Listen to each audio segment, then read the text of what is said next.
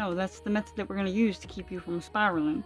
You see, because once you get into an anxiety ridden state, you're overwhelmed and your brain can't really function because anger or the adrenaline is basically blocking your brain receptors that tell you logical thinking is logic. So the S is for sense. So you're going to stop moving, you're going to close your eyes, and you're going to go into your body. Now, because your brain has lost its reasoning and its ability to actually think clearly, you're going to focus on sensation rather than the narrative. So you're going to ask yourself, where do I feel this in my body? Where do you feel it physically? Is it in your chest? Is it in your head? Is it in your arms? Where do you feel it physically? Name it. And then T for trace. So you're going to trace it back. So you're going to basically follow the thread of emotion back to the thought that got you to that emotion. This is what I call tracing. You're tracing it back. You're following the breadcrumbs of how you got in the state that you're in right now. And this creates a gap of awareness between the stimulus and the response. So you're going to ask yourself, when did this feeling first occur? What was I doing? Where was I at? And what exact thought did I have before my body reacted? We're going to observe. And this is like the medical warfare, is what I like to call it. You're observing the thought pattern as if it doesn't belong to you and it belongs to someone else. This detaches you from the actual situation and it detaches you from the emotional outcome of what you might feel. If you're not attached to it, then you're just observing. You separating your programming from yourself.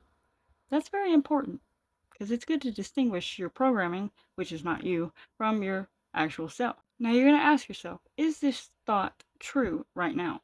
Or is this just an old script that I'm playing from the past? Did I come up with this? Or is this someone else's thought? And it's important to distinguish this because you want to know what's actually your voice and what's your belief as opposed to what someone else has put in your head. And last but not least, we have P, proceed. This is essentially creating a new choice.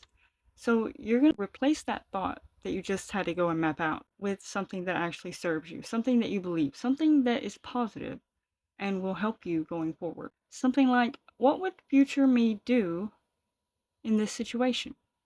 If you were totally aligned or the person that you wanted to be right now, what would that look like? Who would that look like? And how would she or he react?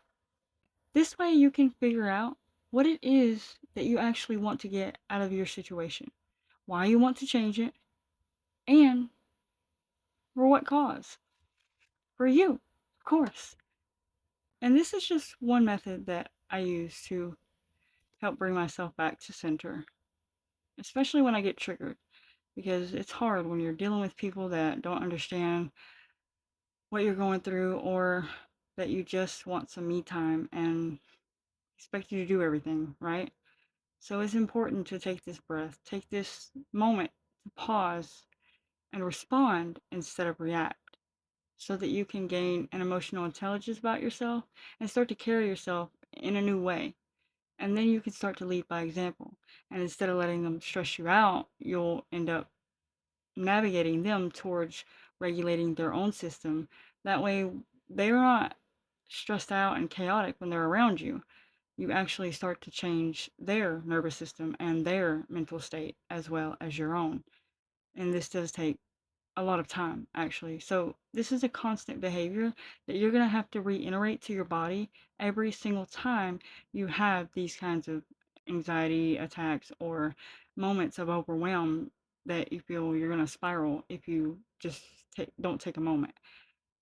Just take a moment because it's worth it to take 5 minutes now as opposed to getting so overwhelmed that you just shut down completely. And if you shut down, that's like 3 hours of your time, if not more, as opposed to 5 minutes of just breathing right now. So I hope this helps you in some which way, shape, or form. And if it does, let me know in the comments if it helped you. Let me know if you try this. And if you do, let me know if you continuously implement this into your life. Because ultimately it's all about repetition. That's how your mind is programmed in the first place, is repetition. So you have to do these kinds of things over and over and over again before you start to do them on an automatic basis and your mind is actually automatically running on that program that you retaught it. And that does take quite a bit of time. Most of the time, it takes about 6 months if you're doing it on a constant basis every day. But as long as you take that first initial step, that's trying, and that's a good first step. So just keep going because you got this.